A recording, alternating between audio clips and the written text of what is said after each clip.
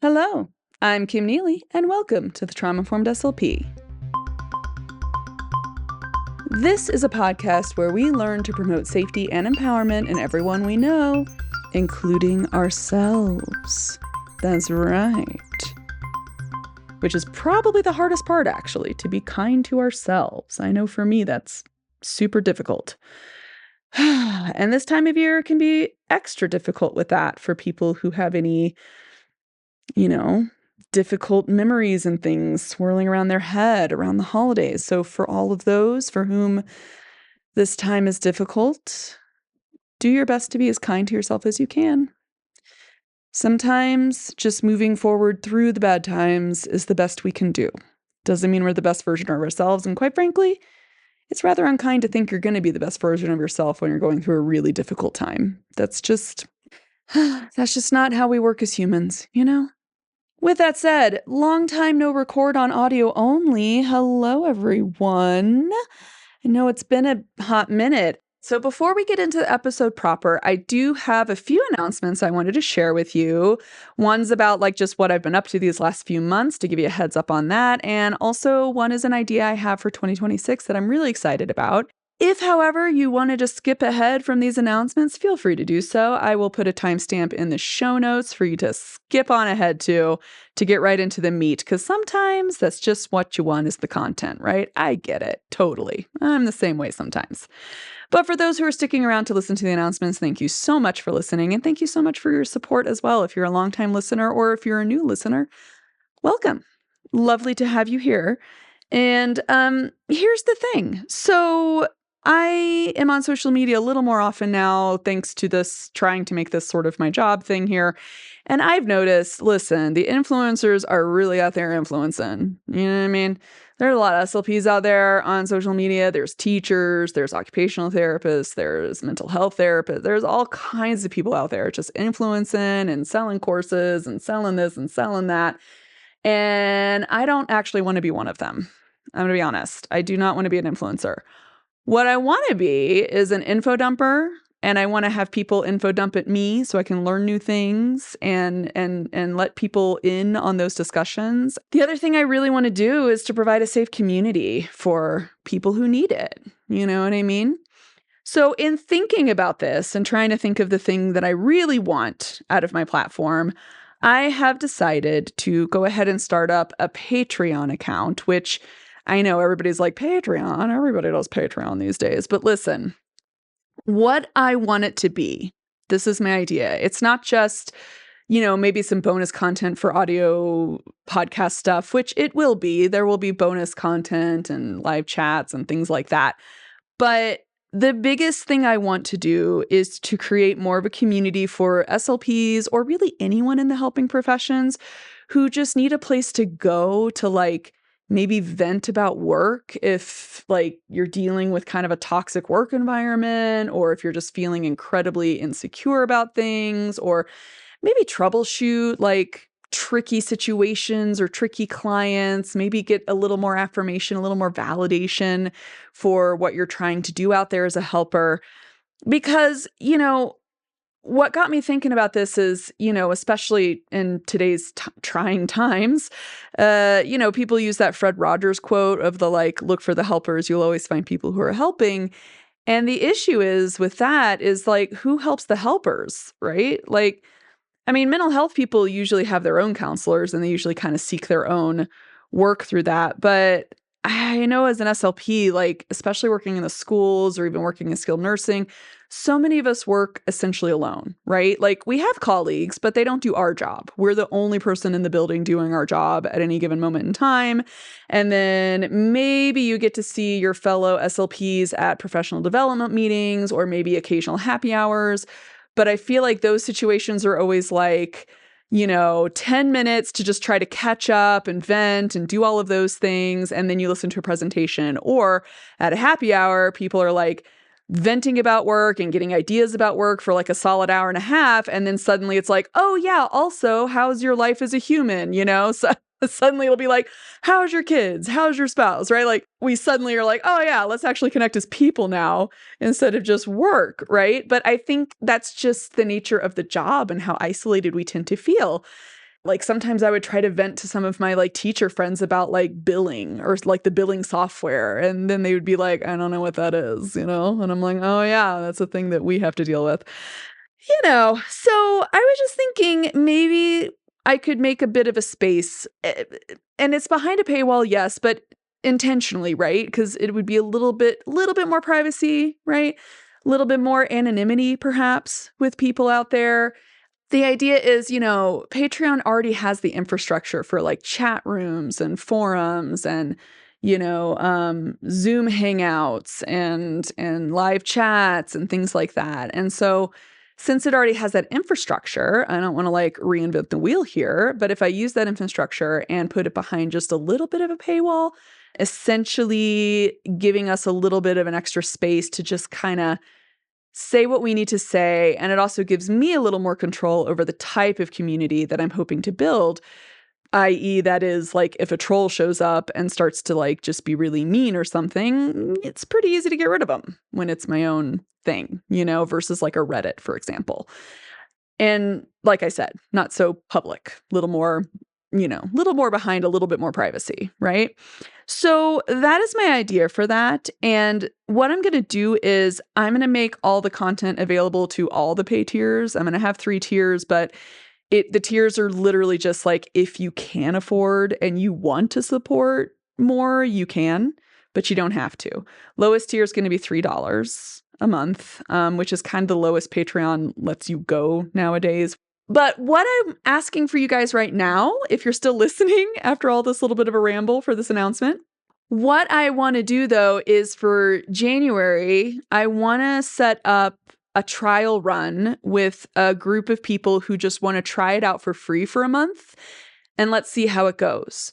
Because my idea is to do weekly like chat hangouts, brainstorming things.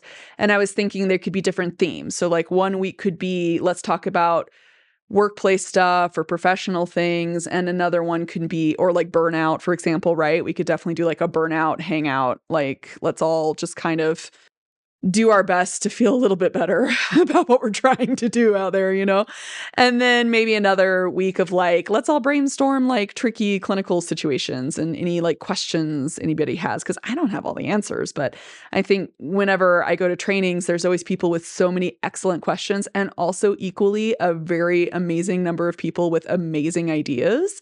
So like some place that just can have more of like that Q&A after training kind of vibe, where like you can just go and get some advice and it's hopefully, somewhat helpful in that sort of meta, like trauma-informed kind of way, right?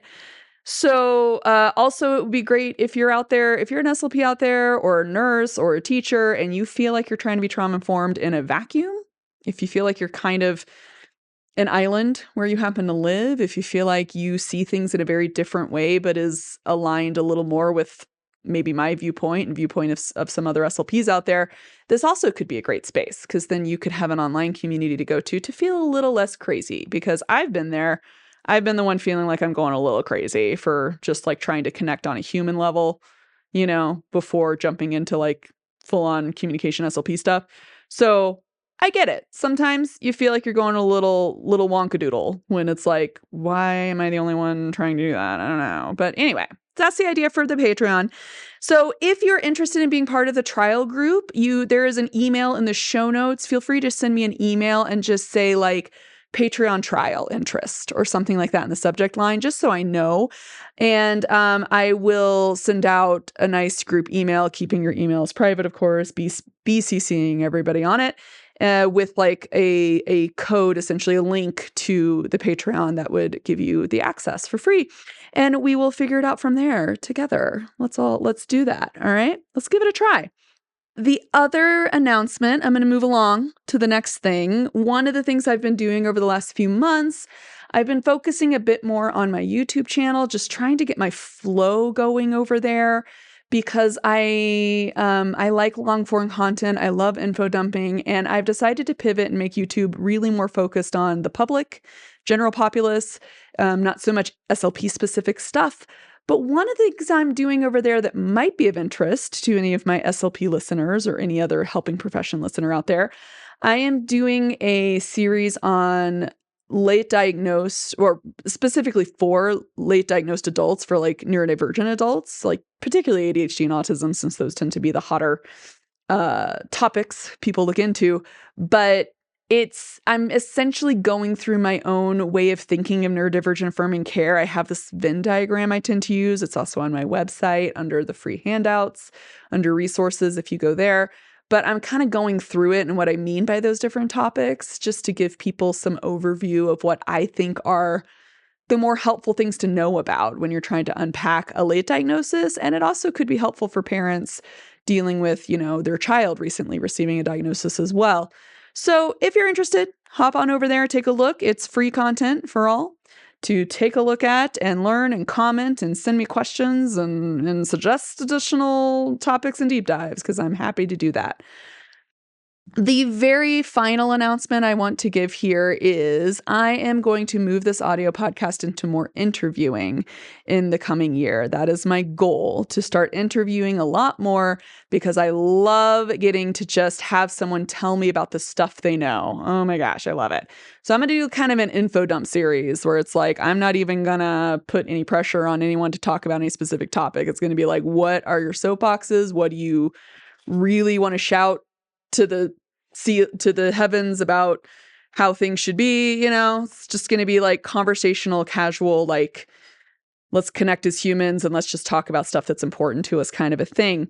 I actually did complete my very first interview, yay, which I'm currently editing, boo, because I'm doing all the edits myself for everything, and it's taking a little while. It's a little bit of a learning curve, learning to edit an interview. But I am really excited about it, and I'm going to be releasing that episode hopefully in the next couple of weeks. It might be a really long episode, or it might be split into 2 episodes. I'm not exactly sure. But I did an interview with Janice Boynton, who is really probably one of the most foremost advocates against facilitated communication and all the variants that are popping up. And she herself was a facilitator back in the 90s and was part of the original court cases here in the United States that disproved the idea that the student was the one authoring the messages. And since then, she has been an outspoken advocate against facilitated communication. And so it was absolutely fascinating. She's full of such wonderful information. I learned so many interesting things about sort of the narrative and who's behind facilitated communication. And we talked a little more about like kind of psychology of people who get into it and what they sort of think. And so, yeah, I'm actually really excited about that, because I know, the discussions are starting to crop up again about the new variants that are out there. And that particular podcast, if you've heard of it, the Telepathy Tapes podcast thing, I think they released a season 2 or something recently. And so what I'm going to do is I'm going to re-release my response to the Telepathy Tapes podcast, because I did do an episode about that where I kind of gave my 20 billion cents on like what I think of their premise, as far as I am aware of their premise. And I'll re-release that first, and then I will release the interview with Janice after that. So hopefully you can be super excited for that. Hopefully it gives you something to listen to over the winter break here, if you're in schools and you're getting winter break, or it can just help you out with, giving you something to listen to just during this time of year when the days are super short, at least for those of us in the Northern Hemisphere. I do have some Australian listeners, so yeah, they're having the opposite happening. I guess you guys could just store up the episodes for when your days are shorter. How about that? For those of us in the Northern Hemisphere, though, maybe it gives you something to listen to when the days get super short. So anyway, those are my 3 main things I wanted to talk about. And thanks for listening to these announcements. And let's go ahead and get into the episode. So for today, I am going to talk about the red flags of what is not trauma-informed and some of the green flags for what is trauma-informed care, what would fall under the trauma-informed paradigm. I don't believe I've done this yet on the audio podcast, and I've been meaning to. So let's go ahead and do it. On my website, I have a section called Free Handouts. It's under educational content. And, I have like the anatomy and physiology of our limbic system, our emotional system, what trauma does to it, things like that. But one of the things I have there are What is and what is not trauma-informed care? So I am going to go through this handout as my episode outline today, which essentially are red flags. When I hear certain things, I think, that's not trauma-informed. And then, there are other things where I'm like, yeah, no, that would fall under a trauma-informed paradigm, absolutely. And I just want to kind of go through this as just a general guide for people out there, just for how I tend to think about these things, because trauma-informed is ultimately a big umbrella term that it encompasses a lot. And I always think of it as it's essentially an umbrella under which we can really put pretty much our entire scope of practice. Everything pretty much falls under there. I've heard some people call it a counseling technique. It is not actually. Trauma-informed care is a shift in how we look at how we're giving our service to our clients, our students, our patients, but also it does consider how we treat ourselves and how we treat others, like our colleagues and such, right? And how we think of things. So it really is just this entire shift of our perception of things, our worldview, how we interpret things. And so that's what's so hard about looking at red flags versus green flags, because a lot of times, if you're thinking of it as just being a single technique or a single this or a single that, or only specific to when you have a student with known trauma, therefore you use trauma-informed, if that's how you're thinking about it, you're going to get really confused as to why people like me and PTSD SLP and other people out there who are trauma-informed, I know AC Goldberg out there, shout out AC, what up? I hope your ASHA stuff went awesome. I'm sure it was fabulous. But listen, when you see some of us out there online, when we're talking about what is trauma-informed, we're getting into like systemic oppression stuff. We're getting into social justice. We're getting into all of these areas that people are like, well, that's not what you should be talking about. Well, it is actually, because trauma-informed requires a certain level of cultural humility, cultural responsiveness, and knowledge of historical/generational traumas that marginalized groups have faced, because those traumas have shaped the cultures of those marginalized groups. Okay? Remember that my favorite Resmaa Menakem quote, the whole trauma decontextualized in a person looks like a personality. Trauma decontextualized in a family looks like family traits. And trauma decontextualized in a people looks like culture, right?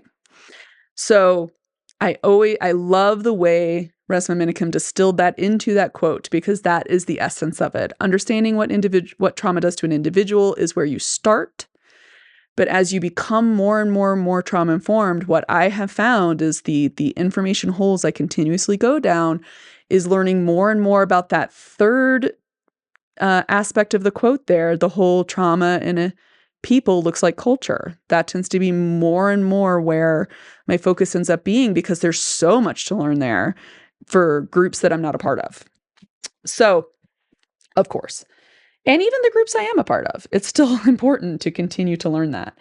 So that's the thing. Trauma-informed is an umbrella, it's a paradigm, and it's an ongoing journey to continue to educate yourself and create more of a habit of seeing the world through this lens, right? And that's what's so difficult when people ask me, what is and what is not trauma-informed care? Like, if you want me to distill it into some pithy little statement, it's rather hard to do. The closest I can get is the statement that many people have said before me. I'm not even sure who came up with it, but the idea of shifting the way you think from what's wrong with this person or what's wrong with these people to what happened to them or what happened to that person. Okay. That's more of the shift, right? It's becoming a little more curious about other people's experiences and their perceptions and how they have arrived at the point they've arrived at, where you have now interacted with this human, and acknowledging that we're all very complex and nuanced, and that one little snapshot of somebody, say, having a meltdown at a store on TikTok or something is not the summation of that entire person's being, right? So ultimately, it means we're shifting from pathogenic approach, which I know is troublesome because SLPs, we're speech language pathologists, it's in our title, but most of what we do, since we don't do cures for viruses or bacteria, for things that might, invade our bodies and kill us, those are fine. Let's do a fix it on that. Let's do a cure, right? Like, it's lovely to be able to cure strep throat. in your kid when they're sick, right? That's wonderful. But when you're talking about complex things and you're talking about whole humans and whole family units and whole cultures, the pathogenic paradigm doesn't work as well because it's too binary. It's too, this is wrong, we have to fix it. If you see this, then you do that. If X, then Y, right? And it's focused on patient compliance over anything else, really, you know? And like I said, great if you're dealing with life or death. Perfect. Wonderful. You know, if you're trying to keep someone's lungs healthy in a hospital through your swallowing work, pathogenic paradigm's a pretty good one, but you also can unfold more salutogenics. This is true as well. This is usually what we do anyway. So salutogenic is focusing on the factors that promote overall health for the person. So it's more of a holistic approach, looking at the individual as well as the environments they're in, their family, the culture they're from, all of that sort of things. And working with that person or the family to address how their issues impact their life and overall wellness. I say or family because some people don't always have much family around that are very supportive. So that's why I said or, not because you should ignore family. That's not what I mean. But in a salutogenic paradigm, treatment is focused on supporting a complete complex individual, right? Developing individualized treatment plans and things like that. Yeah? So if it sounds common, if it sounds like something you've learned, it likely is. The salutogenic approach is very much aligned and overlaps a lot with the biopsychosocial model of medicine, right?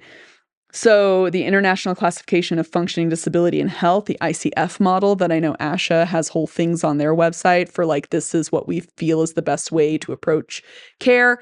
That is essentially a form of trauma-informed care, okay? It's kind of synonymous with it to some extent. But the only reason why there's a new name for this thing is that despite best efforts, when most people look at biopsychosocial model, social kind of comes last. People tend to kind of ignore the big social factors that really influence other people's experiences in life and what they really need from us and how to be more affirming as the, you know, as the expert in one area in the room, right? Things like that. Usually we have blind spots in those areas. Historical and generational trauma and these like social factors are one of the biggest ways we will unintentionally potentially traumatize somebody by just triggering something that we were unaware of, right? And we might all make those mistakes. Don't get me wrong. I'm sure I've made those mistakes before as well. But learning to learn the best you can to not do those things, but then also to like apologize if it does happen, right? Is the idea there. So the whole point here is to acknowledge the fact that existing as a human on this planet has been traumatic for millennia. Since the dawn of humanity, basically. We apologize to any history professor out there who's tired of hearing that opening to an essay. But we have, as humans, culturally, across the globe, we have experienced an enormous amount of trauma, and it's had a huge influence on human history, right? And it's so much so that we really can't begin to truly get human interaction at like an individual group or even a global level without really understanding those impacts of that trauma and how it's echoed across the generations and across time, across the whole globe, right? So when I think of trauma-informed, I think this is something that applies to all humans across history, across locations. That's how I see it. My little paraphrased version of the Tip 57 definition of trauma. Trauma is a neurophysiological and psychological response to an adverse event or multiple events that sends a person or group into survival mode. Their resources to cope with the event are overwhelmed, and they develop lasting adverse effects, including chronic feelings of fear, vulnerability, and helplessness. So the key takeaway here is that a traumatic event leads to a physiological shift, and that has lasting adverse effects. That's the key takeaway, right? And in fact, there are some researchers, a fair number of researchers out there, especially in like autoimmune and stress reactive type studies, They consider nervous system dysregulation to be the primary symptom of PTSD, of clinically diagnosed PTSD. So when we think of this, when we think of what is not trauma-informed versus what is, biopsychosocial models of medical care, those are pretty trauma-informed. Neurodivergent-affirming approaches, green flag. That is a form of trauma-informed care. It is a more specific form for neurodivergence, but that is trauma-informed.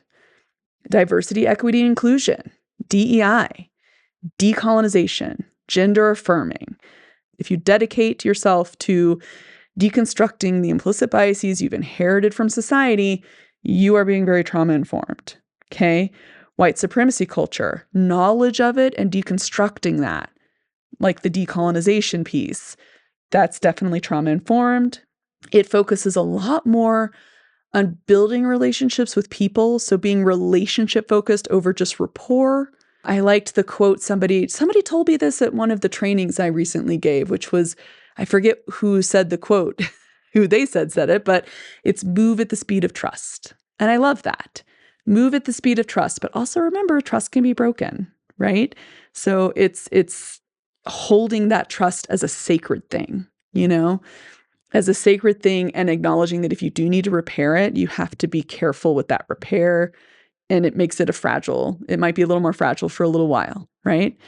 Perhaps until when you think of what is that Japanese art where they repair things like with the gold and the porcelain and stuff. And, it might make it stronger in the long run, but you got to wait for the stuff to cure, right? So same with rebuilding trust in relationships.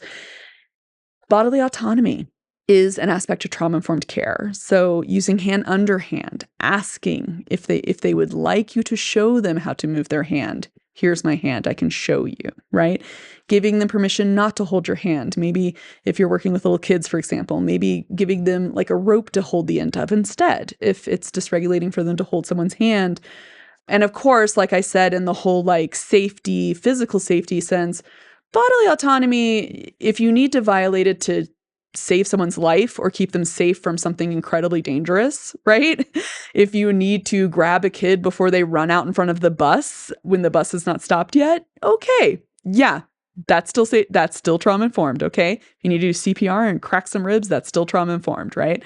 But bodily autonomy in the sense of when it's not those sort of emergency situations, when you do have the time and the opportunity and the chance to ask for permission to touch someone, ask for permission, understanding or at least being curious about difference versus disorder, right? We know in our field, bilingual is fantastic for the brain. It's absolutely wonderful for all children and all their brain development. That's not how we used to think, though, right? It took a little bit to get there. I personally think something very similar is likely going to happen in the future, and I promote it now, which is neurodivergence. A lot of neurodivergence, especially as adults, we kind of create our own little subcultures, So there are differences there.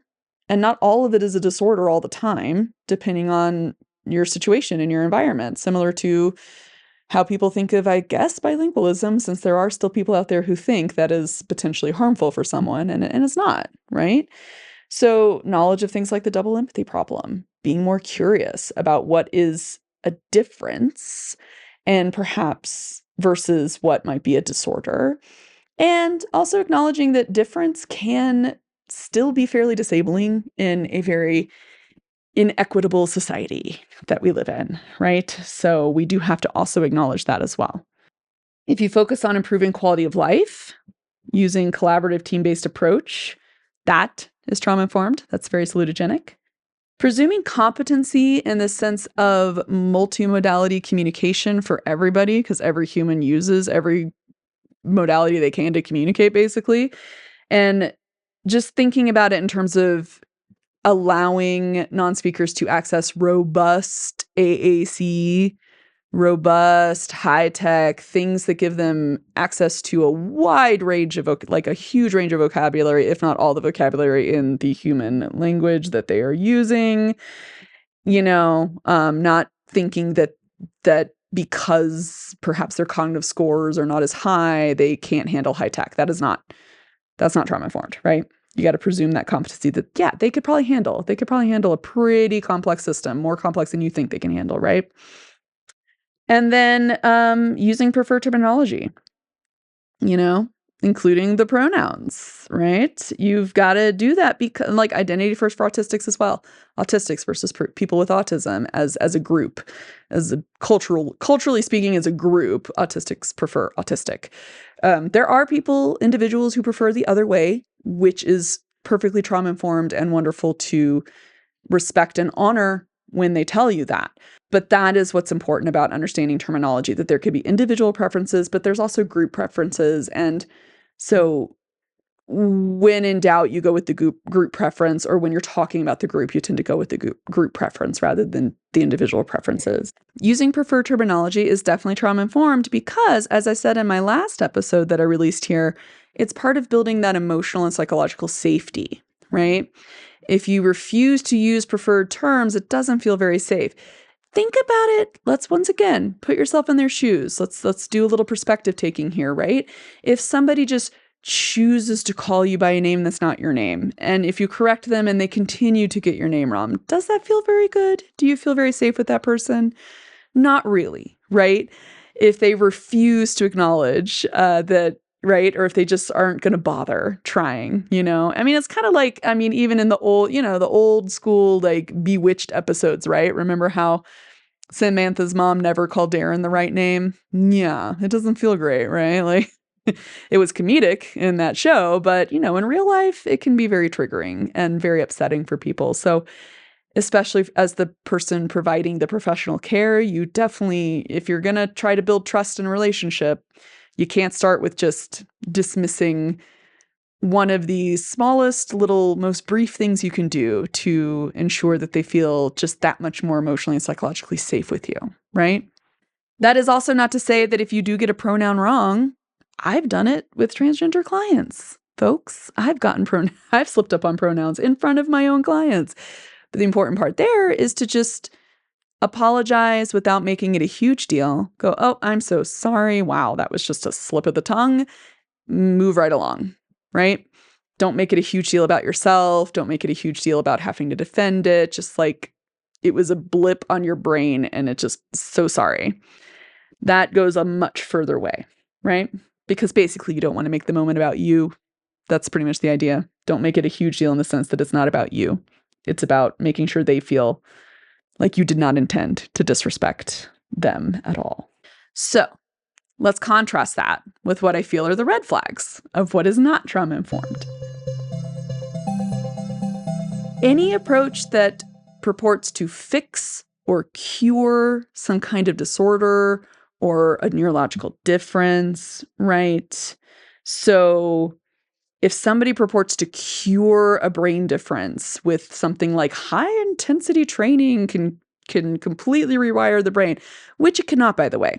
Neuroplasticity is not a magic wand. It does not rewire your entire brain. It only makes localized changes. So localized changes to make certain areas of your brain more efficient in certain tasks. That's pretty much what neuroplasticity does, okay? Just want to get that out there because it does drive me a little bit batty. As someone who took a lot of neuroscience classes at the PhD level, it just drives me a little batty that people wave neuroplasticity like it's this magical thing. Think of it like street planning in a city, okay? To improve traffic flow, your city might do things like adding traffic lights or yield lanes or expanding the road a little bit or adding a traffic circle, which are fantastic things, but are not as often used in the United States. But they are great for traffic flow. So maybe that's something, right? Maybe adding in an extension road or something that parallels another one that just alleviates a little bit of bottleneck traffic. That's neuroplasticity. That's essentially what neuroplasticity does for your neurons in your brain, okay? It is not something that will level the entire city and completely lay down brand new roads and a brand new city layout, right? That's not neuroplasticity. And it's also not really something people tend to do with cities, right? With established cities. So unless something else, like I'm sure in World War II, there was a fair amount of that happening in Europe in terms of rebuilding cities. But on the whole, people don't tend to say, like, let's level New York City completely and then rebuild it from the ground up with better city planning. That's not usually how that works, right? So think of it more that way, okay? So please don't fall for approaches that say high intensity equals increased neuroplasticity equals can cure the thing, can fix the problem, right? Because that is not how it works. Compliance-based approaches, heavily compliance-based, that is by its own nature being more patient complies with the authority figure. That is more pathogenic, more fix-it, more curative type of paradigm. You're not really taking into account the perspective of the person you're there helping to treat. And quite frankly, there's a lot of approaches that fall into this, but one of the biggest places that fall into this is United States educational training. Really, most of the education system is based in compliance for the sake of classroom management, which as a non-teacher, I can't quite really talk about the biggest differences there. Obviously, if you're managing an entire group of people, things have to be different than one-on-one, but heavy compliance-based to the point of perhaps traumatizing like half of the kids in your classroom, no, that's not really very trauma-informed. I do also want to add the caveat here, though, to any medical personnel who are listening or medical SLPs who are listening. Compliance-based stuff in hospitals is a little different because the focus there in hospitals and rehabilitation centers and skilled nursing and places like that, usually there's compliance for the sake of physical safety. That's the purpose, which, as I said before, physical safety trumps it, right? Physical safety trumps emotional and psychological safety, especially when you're dealing with medically fragile populations. So that is why compliance with hospital orders in terms of not, getting up and moving when the patient's going to fall, right? If they're a big fall risk or something, having them comply with getting help with going to the bathroom and things like that is important. That is an important thing for their physical safety. Other approaches, especially in neurodivergent world, hand over hand, like just grabbing their hand and moving it, that's pretty compliance based, right? You're saying I can physically overpower you. So therefore you have to do what I say. It's using that physical power differential to get a child to comply or a patient to comply with you. That is not trauma informed. If there's a high emphasis on meeting societal expectations through behaviors, without any other correlational focus on what best helps you to relax, where can you be yourself? Where could you take the mask off, basically, right? So we don't want to teach masking as in like you have to do this 100% of the time, all the time. There are specific situations where different people, and especially BIPOC autistics, especially BIPOC neurodivergence, they'll need to do some serious, what we would call masking, in terms of trying to ensure their own safety and their own physical safety with certain authority figures, right? But what's so psychologically damaging about it is if they feel like they can never be themselves, when they feel like they can never take that mask off. That's when it gets really psychologically dangerous for mental health long term. So you can teach some societal expectations, like when you're going to a job interview, if you're working with high schoolers, for example, or adults with brain injuries, talk about behaviors at job interviews, talk about how to answer the questions, talk about how to talk to authority figures. If you're pulled over on the side of the road, if you're dealing with BIPOC families, especially, please consider authority figures, particularly police. Please consider behavioral expectations there that help to improve the chance that they'll remain physically safe. Please do respect those things. That is trauma-informed because that is culturally responsive. What is not trauma-informed, though, is to teach them to mask and to do those sort of behaviors and say they have to do it all the time. They should never stop doing that masking. That's what's not trauma-informed, right? They need space and time to be themselves and to learn to relax and enjoy themselves. That is also a critical, vital human need. So there has to be some safe spaces that they can access to just relax and be themselves, right? Be their self.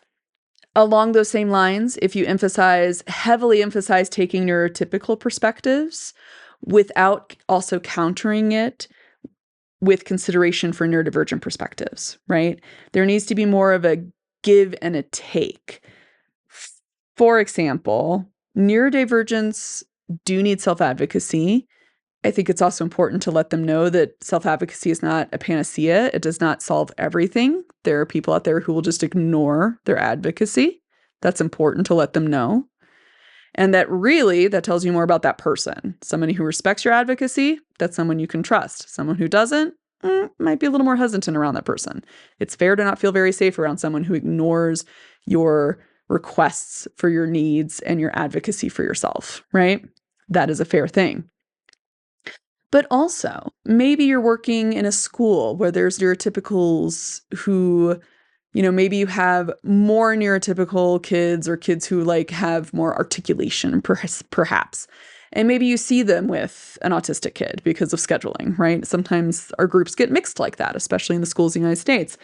So, teaching the autistic kids solely about the perspectives and the neurotypicals without also allowing that autistic to explain their perspective, or without you making an effort to learn what their perspective was in a particular situation, that's the imbalance there, right? We want it to have perspective taking needs to go both ways. It's good to teach it to go both ways, right? To promote understanding on both sides. So it's not, the whole responsibility is not just on the neurodivergent to teach everyone about their neurodivergency 100% of the time. It's pretty exhausting to be an advocate 100% of the time. Societal norms that are based in hierarchical standards. So this is something I believe I talked about this actually on my YouTube channel. I just did a systemic oppression video for that Welcome to Your Late Diagnosis series. And that is a really good one. I based it a lot on my newer training slides for systemic oppression, where I talk about hierarchical societal standards. So essentially any global society, like I said, global, thinking global and across human history, societies that entered into some sort of hierarchical structure where there's like a caste system or a class system, or you have like the peasant class and you have the aristocracy and you have, the rulers and whatnot. We've never really gotten away from that, right? So we have white supremacy culture. We have colonizer culture, 100%. And most of that, at this point in human history, most of that has come from the European colonizer standards, which were very hierarchical. At the time most of that colonization was happening, we're still talking monarchies, right? And I don't know, I feel like lately these days, I don't know, guys, I feel like capitalism feels like we essentially just moved the monarchy over into the economy. We didn't, it's not explicitly government right now, I guess, kind of, but like economically, it feels fairly feudalistic. Really, like, let's face the facts, with the amount of wealth hoarding happening at the top. So when we have norms based in that, this is where we get to the idea of privilege, right? The more privilege you have, the closer you are to the societal ideal. Therefore, the more benefits you're able to access, right? You can have less stress, basically. More privilege you have, less stress in life, essentially, okay? And so being part of a group that is not considered ideal puts you in a marginalized category. And for those who have intersectionalities, people have more than one of these groups, as many people do, and some people don't. But hey, the more you have, the lower you are on the societal rung of privilege, right? The more stress you're going to encounter trying to access supports and societal structure things and, equal pay and things like that. So you have the isms, like the racism, sexism, ableism, right? You have I call them faux phobias, because actual phobias are actual mental illnesses that do need to be acknowledged. But faux phobias like homophobia, queer phobia, you have misogyny, you have these sort of things. Those are all from that hierarchical standard, right? And it's society basically saying this particular group has a right to access their wants and needs first, and everybody else has to fall in line behind them. That's kind of the idea there, right? That's not very trauma-informed, right? It's not based on need. It's not based on equity. It's just based on this particular we don't like these people, so they don't get access to things, right? Like, that's not a very trauma-informed way of looking at it. It's like the ultimate playing favorites, essentially. Essentially, at the societal level. That's pretty much all societal oppression is just It's the tippy top, the people with all the power and the money playing favorites with whole groups of people. That's pretty much all that is. And listen, I don't know, at the individual level, when people play favorites, it doesn't feel very good, especially when you're not usually a favorite. It makes it much harder to get through things. If you intentionally persist in using dehumanizing language and trying to say like, well, it's what I learned, and so I'm not going to unlearn it, or I'm not going to bother to try, right?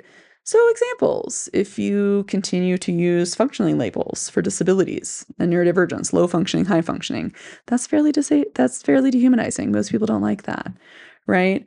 Any sort of microaggressive type of label, like calling a grown woman a girl, any of those sort of things, where if you're part of the in-group people do reclaim these sort of labels and use them with each other as just ways of, it's empowering, right? It's empowering for people within a marginalized group to reclaim a slur for themselves. So that does happen. But if you're outside of that group, you don't use that slur. That's not for you. You don't need that empowerment because you're not part of that group. Now, these last two red flags, really briefly before I wrap up here, these last two red flags are some really big ones in my mind, which are, if you think of resiliency as just pushing through the stress or toughening up, getting a thicker skin, that's not resiliency. That is not resiliency.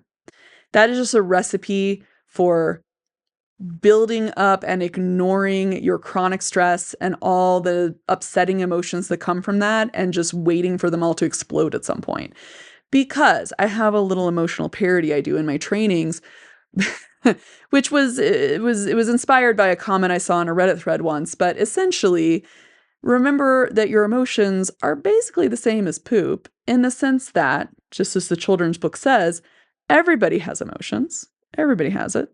And you can hold your emotions in for a while, but eventually they do have to come out. And so we don't want to have all those upsetting emotions coming out on our clients, on our students, on our colleagues, or on our loved ones at home, right? We want a way to healthily experience those emotions and move through those emotions and let our body and our brain process those emotions, which is so hard because society does not teach us how to do that very much. So that gets to the last red flag, which is if you reject the idea that emotional regulation for yourself is important, that's a big red flag, right? Being able to regulate in the sense of processing through upsetting emotions when you have the time and when it's safe to do so, process through those emotions, let your body move through them, right? Let it out so that you don't have it come out in very untrauma-informed ways of like picking on someone or nagging or saying a nasty comment or yelling and when you didn't mean to, right? That's the kind of stuff I'm talking about. Emotional regulation is super important for yourself. It's super important for others. And listen, man, when times are particularly tough, if you're especially a pediatric SLP or somebody who works with children a lot as a helper, or even if you work with like dysregulated patients in a hospital setting, like brain injury patients or dementia patients, right? Co-regulation is magical and wonderful. It's a wonderful thing to learn to do, and it's wonderful to build lessons around. And it's always good in my mind to revisit it.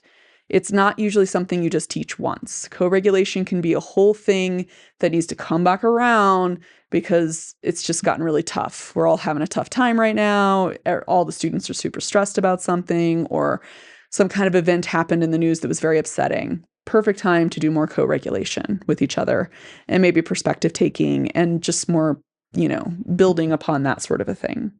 So one thing to think about when you're trying to think of these red flags, think about it for yourself. If you or any of your loved ones, your closest friends, your family, if you've had any negative experiences in your personal life as a result of these sort of red flags, right? Think about that and think just for a second. I don't want you to go too far into upsetting emotions about it, but think about how that made you feel and how unsafe you felt when those experiences occurred, right? And that's really why we want to try to do the unlearning, to not continue that sort of cycle of having people feel chronically unsafe in certain environments and situations. So when you think through that, you can then start to take a step back. That's the whole good thing about regulation, is calming yourself a bit and learning to think through what you could do to improve the sense of safety for any client or student or patient who you suspect might have had experiences like yours, or maybe slightly different experiences with these types of red flags that I just went through, right? Because even just the tiniest bit of just compassion can go so far for helping someone feel safe when they otherwise would have felt like, I am not going to trust this person as far as I can throw them, whatever that phrase is. I don't know. I feel like that phrase does not always have very good applications. I mean, I don't know. Football players can probably throw me, like, I don't know. I don't know what's up with that phrase. It's my neurodivergent brain. I'm like, that phrase is not the best phrase, but listen, that's the idea though, right? It's like to build, moving at the speed of trust, trying to offer a little bit of compassion, understanding, validation, affirmation. It goes so far for things. And that doesn't mean just glossing over things. That means acknowledging. That sounds so hard. And you can feel like you're a broken record and you're just going on a script, but take a moment to actually feel a little bit of how hard that is and go like, yeah, that sounds really hard. Like, you actually mean that, It's okay to say scripts if you mean them. That's all right. Let's not pretend like the toxic positivity stuff isn't a script either, right? Well, look for the silver lining. That's a script. Come on. We can just say, instead of that, we can say, oh my gosh, that sounds incredibly hard. I am so sorry you're going through that. That's a good script, right? Now, after you finish thinking through what you can do to help people feel more safe if you feel like they've had these red flags, another thing you could think to yourself on the flip side are, what are you already doing that falls under trauma-informed care?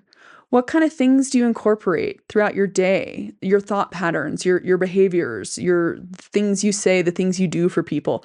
What are following under that salutagenetic program? Take a moment to think about those things and think, yeah, good job, me. Give yourself give yourself a big thumbs up, high five yourself, hug yourself if you can. I don't know. But yeah, go you, right? Because I'm sure helping professionals, we all have something we do that falls under that paradigm, You're not having to start from scratch, right? There's stuff to do. And then the other thing to think about is, just taking that and expanding on it. How can you expand the things you do for salutogenic paradigm? And how can you improve your kind of holistic view of wellness for people who are different from you, for cultures that you don't know a lot about, right?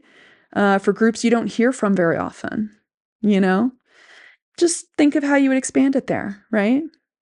And I'll give you a big hint, starting from a place of humility in the sense of wanting to learn, of being open to learning. That's a great place to start, especially if it's a group you have not really encountered and you don't know much about that culture, subculture, group.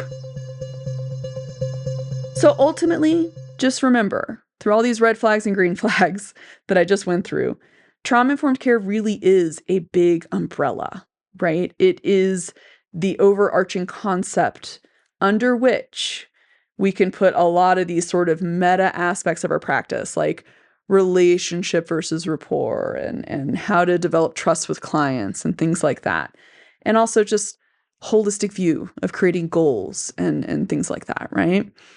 If we put this all under this umbrella of our practice and we start to be thinking more about people's overall wellness and helping them heal within our scope of practice, but still also with that safety in mind, because that is what promotes the best learning and the best outcomes, really, right? Hard to learn. If you're unsafe, all you're learning is how to survive it, essentially. You will still learn, but you'll just learn how to survive. But let's help our clients learn how to thrive instead, and maybe also help ourselves learn how to thrive, even when times are tough. With all that said, do something kind for yourself today. Tell yourself something kind. What's something you really like about yourself that doesn't really have to do with what you provide to other people as a service? Do you like that you're funny? Are you intelligent? Are you introspective? Are you very self-aware? Are you a very compassionate person? Yeah. Go ahead and let yourself know what you really like about yourself. Take a deep breath. Whew. If you have a safe community to be around, be in touch with your safe community and do your best to take care of yourselves, okay? And until next time, guys, I hope you have a good one. Oh, and look forward to my interview series coming out and the upcoming episode with Janice about the facilitated communication pipeline that is ramping back up again. All right, looking forward to it. I'm looking forward to hearing from you guys and what you think of it. So email me what you think about that episode when you hear it. Thank you so much. And as always, take care of yourselves, okay? Bye.